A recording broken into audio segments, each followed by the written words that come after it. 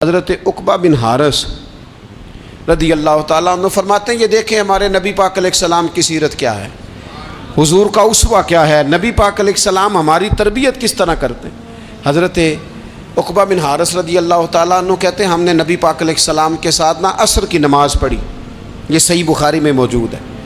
فرماتے حضور سلام پھیرتے ہی فوراً اٹھ کے گھر تشریف لے گئے۔ یہ ہمارے لیے انوکھی بات تھی، غیر متوقع تھی، پہلے کبھی ایسا ہوا نہیں۔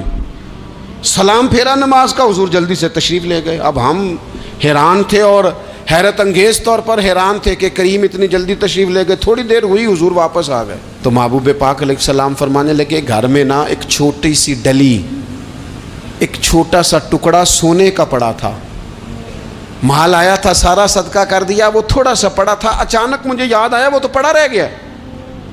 تو حضور فرمانے لگے میں نے کہا کہیں ایسا نہ ہو جائے کہ ساری رات گزر جائے اور میرے گھر میں پڑا ہی رہ جائے، میں جلدی سے جا کے اسے خیرات کر دوں۔ میں نے خیرات کیا پھر میں واپس آ گیا ہوں، جلدی سے نیکی، جلدی سے نیکی کر لی جائے۔ ہم بڑا انتظار کر رہے ہیں، بڑا لمبا ہمارا پروگرام ہے، ہمارے پاس ٹائم ہی بڑا ہے، کسی نے کان میں کہہ دیا ہے تیرے پاس بڑا وقت ہے، ابھی تو بڑی عمر پڑی ہے، ابھی تو جناب اور میرے بھائی یہ لوگوں کے کہنے کی باتیں ہیں، پھر پتہ ہی نہیں چلتا حالات کس طرح کے ہو جاتے ہیں اور کیا معاملات انسان کے ساتھ درپیش ہوتے ہیں۔ جتنی خیر میسر آئے، جتنا بھلا میسر آئے، جتنی انسان کو توفیق ملے۔ میں نے بزرگوں کو دیکھا، اپنے اصحاب کو، پہلے وہ خدام سے کہتے کہ میں سونے لگا ہوں اور پابند کرتے لوگوں کو کہ فلاں وقت، بزرگوں کو میں نے دیکھا اپنے، وہ پابند کرتے لوگوں کو کہ فلاں وقت میں موجود ہوں گا، آنا، خود پابند فرماتے۔ اور پھر جب بیدار ہوتے تو سب سے پہلے خدام کو بلا کے پوچھتے کوئی مہمان تو نہیں آیا؟ اور جناب آپ نے خود ہی تو پابند فرمایا فلاں دن آنا۔ کہنے لگے چل یار اگر کوئی آیا تو مجھے ملا لو، میری ملاقات کرا لو۔ کیوں؟ اس لیے کہ دور سے آیا ہے، مجھ سے ملنے آیا ہے، کوئی خیر کی بات سیکھنے آیا، چلو میرے نام اعمال میں کو نیکی جائے گی، کچھ نہ کچھ خیر جمع کر لی جائے، کچھ نہ کچھ ڈیوٹی کر لی جائے۔ قرآن مجید نے کہا ہے اگر خسارے سے بچنا چاہتے ہو تو 4 کام کرو، ورنہ تمہاری زندگی روز بروز نقصان میں جا رہی ہے، خسارے میں جا رہے ہو، اصل مال بھی ضائع ہو رہا ہے۔ یہ 4 باتیں اگر تم اپنے اندر پیدا کرنے میں کامیاب ہو گئے تو تم خسارے سے بچ گئے۔ کون کون سی؟ الا الذین آمنوا، ایمان لاؤ، پختہ ایمان، یقین کامل کی دولت، یؤمنون بالغیب، غیب پر ایمان، طاقتور قسم کا ایمان، ایسا ایمان کہ جو انسان کو اتنا پختہ کر دے کہ اس کے لیے نیکی کے راستے پہ چلنا آسان ہو جائے اور بدی سے خود بخود اس کی طبیعت و چاٹ ہونے لگے۔ پختہ ایمان ہو، مضبوط، وعاملوا الصالحات، اور پختہ ایمان کے بعد پھر اعمال صالحہ سے اپنے آپ کو آراستہ کرو، تمہاری زبان سچ بولے، تمہاری آنکھیں شرم و حیا والی ہوں، تمہارا وجود جب بھی قبول کرے رزق حلال ہی کو قبول کرے، سوچیں ستھری ہوں، نظریات پاکیزہ ہوں، طبیعت خیر خائی والی ہو، کسی کے لیے اچھے جذبات رکھتے ہو، تمہارا وجود نفع بخش ہو، ہمیشہ کسی کا بھلا کرنے کی خواہش طبیعت میں مچلتی رہتی ہو۔ اعمال صالحہ سے اپنے آپ کو آراستہ کرو، صوم و صلات کی پابندی ہو، نماز کا خیال ہو، نماز کے قیام کا خیال ہو، ظاہری باطنی آداب کے ساتھ اللہ کے حضور عبادت کے لیے حاضر ہونا تمہارا جذبہ ہو۔ ایمان اور اعمال صالحہ، یہ 2 خوبیاں، وَتَوَاصَوْا بِالْحَقِّ، پھر ایک دوسرے کو حق کی تاکید بھی کرو، نیرا بیٹھ نہیں جانا نیک اعمال کر کے۔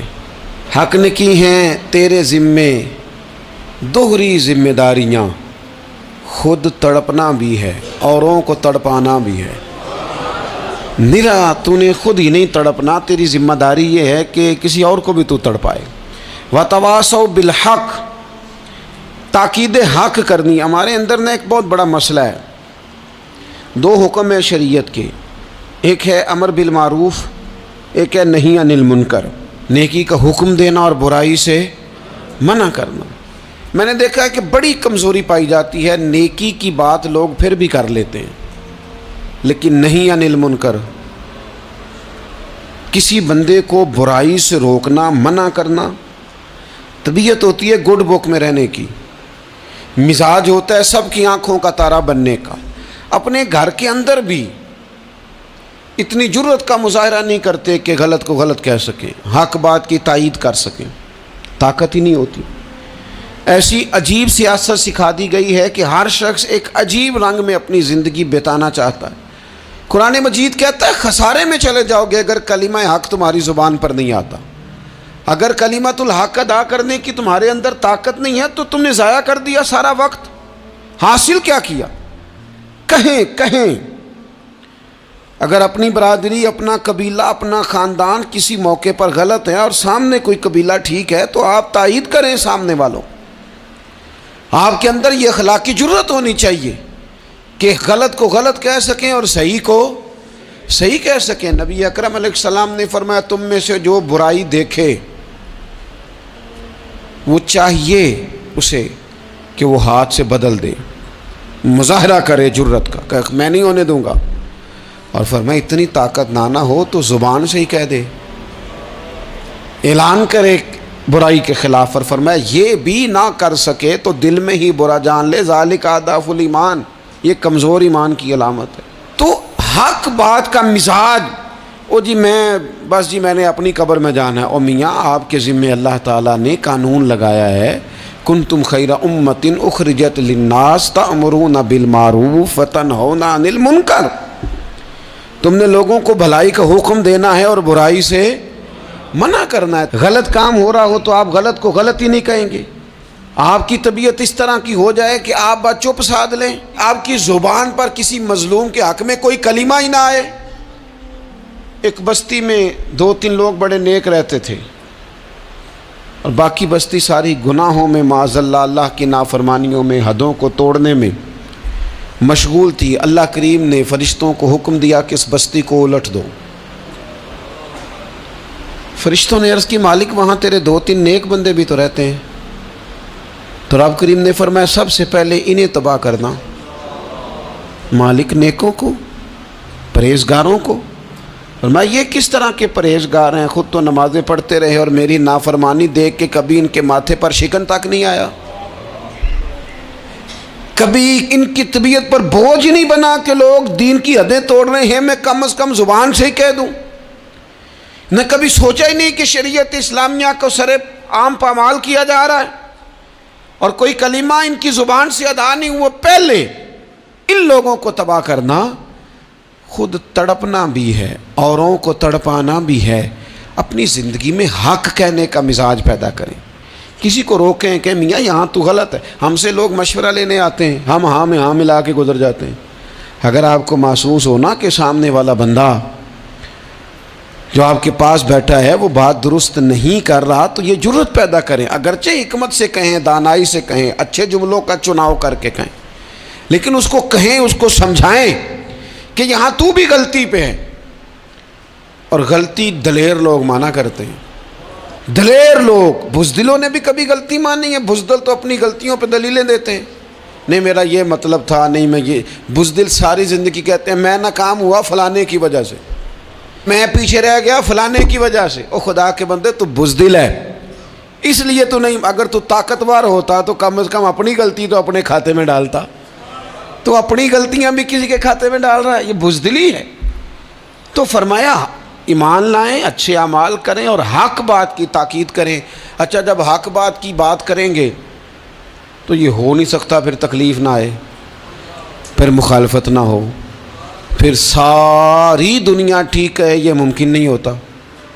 اب مشکل آئے گی تو فوراً کہا وَتَوَاصَوْا بِالصَّبْرِ، ایک دوسرے کو صبر کی وصیت کریں۔ مشکل تو آئے گی، جب آپ حق بات کہیں گے تو کچھ لوگوں کے مفادات پر چوٹ بھی لگے گی، کچھ لوگ مخالفت بھی کریں گے۔ آپ کی زندگی اگر صبر و تحمل والی ہے تو آپ کوئی کام کر جائیں گے، آپ کوئی مشن اس کی تکمیل کر دیں گے اگر مزاج میں صبر ہے، اور اگر صبر نہیں ہے، ٹھہراؤ نہیں ہے، چند قدم نہیں چل سکتے، تھوڑی دیر بھی آپ آگے کی طرف نہیں بڑھ سکتے اگر صبر نہیں۔ ایک تو یہ ہے نا کہ میرا कंपनी में गुजारा नहीं होता, एक तो ये है ना कि मेरा दोस्तों में गुजारा नहीं होता, और एक तो ये है ना मेरा दफ्तर में सब्र ना हो, ज़िम्मेदारी से कह रहा हूँ, सब्र ना हो तो माँ बाप से भी गुजारा नहीं होता। मैं ज़िम्मेदारी से कहने लगा हूँ, सब्र ना हो तो बीवी बच्चों के साथ भी गुजारा नहीं होता। आपको सब्र करना है। मुझे बताइए, छोटा बच्चा है आपका, वो छोटा है, उसे पता नहीं है, वो कुछ ऐसे काम भी करता है जो गुस्से वाले हैं, तो क्या आप उस बच्चे को सज़ा देंगे? नहीं, आप सब्र करेंगे, आप समझेंगे कि ये मकाम में सब